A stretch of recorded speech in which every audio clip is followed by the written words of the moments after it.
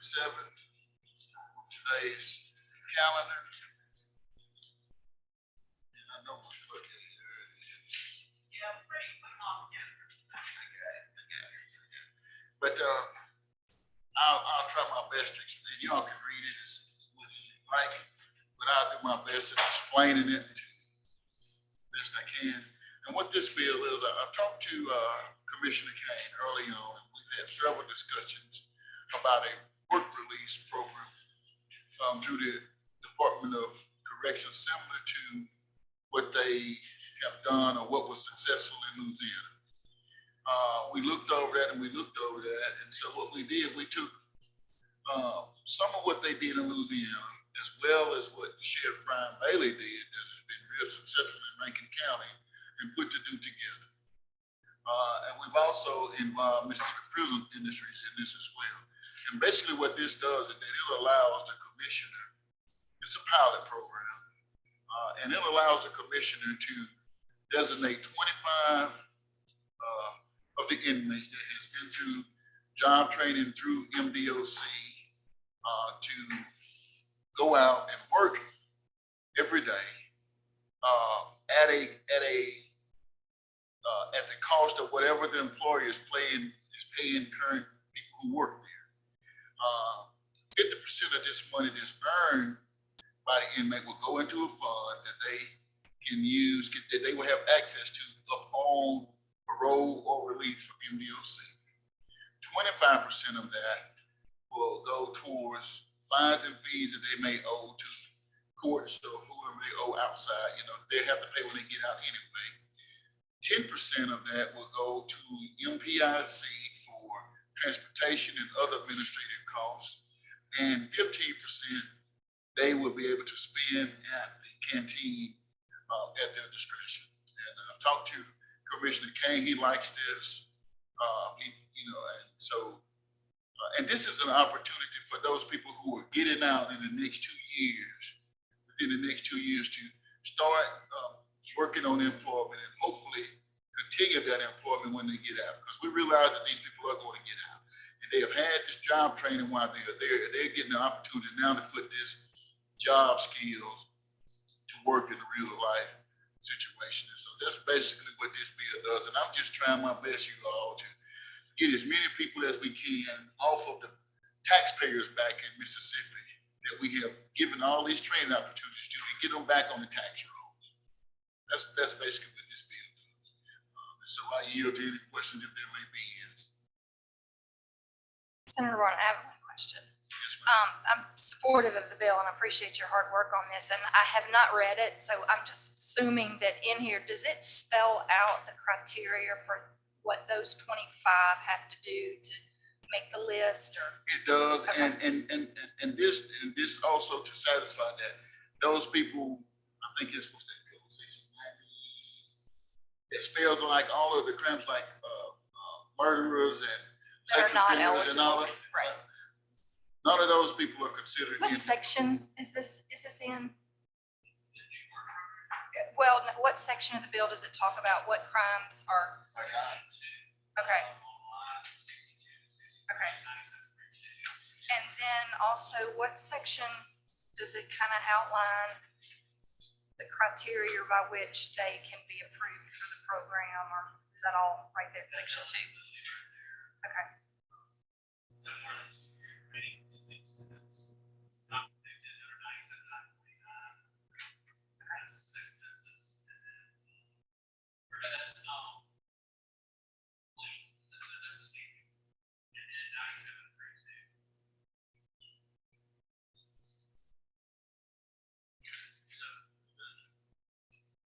I'd just like to clarify, I've prepared a committee sub to reflect the percentages that the chairman spoke about. And so the motion will be titled sufficient to pass committee sub. Did that satisfy you? Yes, sir. Thank you. Is there any more questions? If not, committee sub. Thank you. All in favor, if you know my saying aye. Aye. All opposed? Ayes have it. Thank you all. The next one is 2600, and I will ask Senator Sparks if he would explain the bill. Thank you, Mr. Chairman. Senate Bill 2600 is attempting to help our probation and parole officers in reducing recidivism by gathering data, by getting better definitions of what the programming would be in the system. And then when we see a reduction within the system, that we are able to reinvest some of the monies that we go to probation and parole so that they can be utilized in additional programming through the probation and parole programs, and also that they would be in a position where if they're performing well, that there would be a potential compensation returning the allocation of those funds. We are still working on the data. We're trying to get some additional data from MDOC, but basically what we're taking is the cost of incarceration, the cost of reoffending. We're trying to set a baseline of where our failure rate is, and then we're going to see if there is improvement over that failure rate, how that we can put money back toward those particular regions and back toward those particular divisions of parole and probation. There will also be, if you look at Section 3 particularly, that amounts that are appropriated for the purpose of implementing this act will be provided to the Mississippi Department of Corrections Division of Community Corrections. This is money that's already in MDOC. It's not an ask for additional funds, which is why it's not referred to appropriations, but that within the general funds of the Department of Corrections, that they would allocate this money if we adopt this program to reward those districts who are reducing their recidivism. You can see 60% on line 84 of the funds will be used to improve supervision and rehabilitation services. You can see 25% of the fund can be used for performance-based financial bonuses for staff within a jurisdiction that has shown this improvement. And again, this improvement is paying for itself because they're not reoffending, and it's also showing an improvement in a reduction in recidivism. And then 15% of the funds would actually be used by the Division of Community Corrections for administrative purposes and data collection, because they're going to have to calculate these numbers. And a lot of this work is work that they are doing already. We know we want to know recidivism numbers. We want to know how we can better the probation and parole process, but we also want to be recognizing those who are performing well.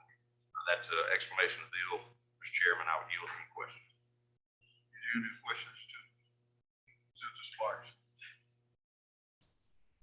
Yes, Senator Sparks.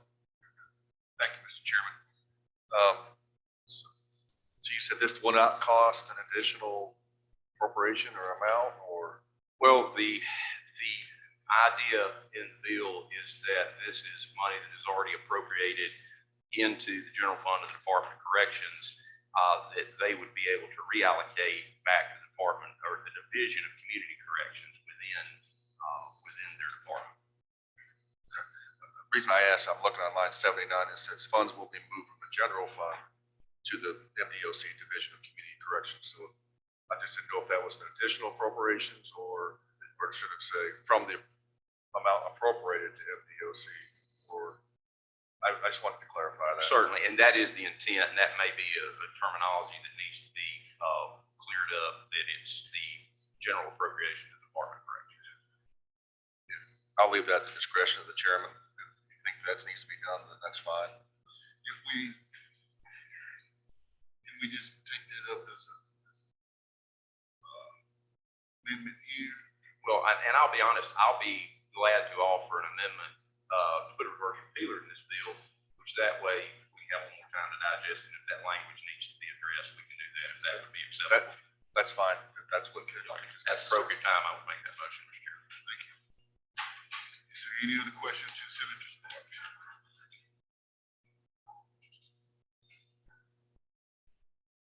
Any other questions to Senator Sparks?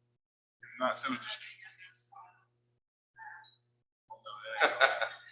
I would make a motion to insert a reverse repealer in the bill, Mr. Chairman. It's been motioned on it. Let me know my saying aye. Aye. Opposed? Ayes have it now. And then I'd have a motion to adopt the committee sub, or if that's as amended, I'm not sure. Committee sub. It's been motion, all in favor, let it be known by saying aye. Aye. All opposed? Thank you. Next one up is, Senate Bill 2817. Also, ask Senator Sparks to discuss the bill. Thank you, Mr. Chairman. 2817 is similar to the bill we saw last year. The Department of Corrections has asked for the authorization to provide hospice care for inmates who are confined within the facilities of the jurisdiction. There's been a lot of discussion over the last few years when someone gets to that stage of life, do we have them released from incarceration? And some folks, although they've reached the final stages of their life, their crimes are such and their convictions are such that release back into the public is not merited.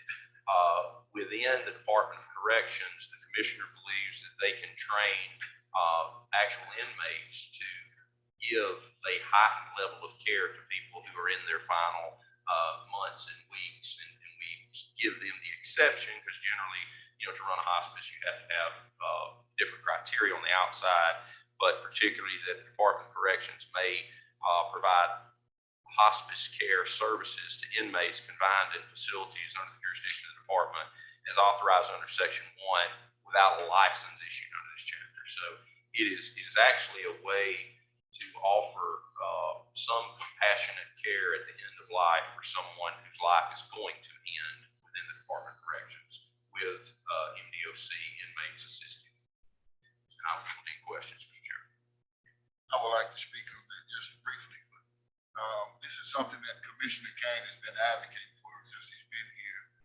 And I've watched several testimonies from other places that does this, and it's a good thing where the inmates get to take care of their fellow inmates that they've been around for the last sometimes 20 or 30 years. So it's good for both the one who's at the end of life as well as the caregiver that's doing that for that person while they're incarcerated.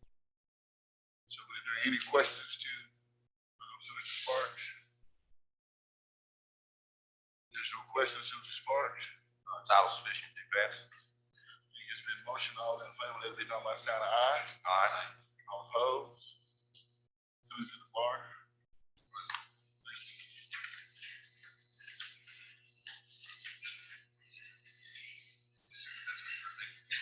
It's a good place to go next. Not that was your preference, huh? Okay.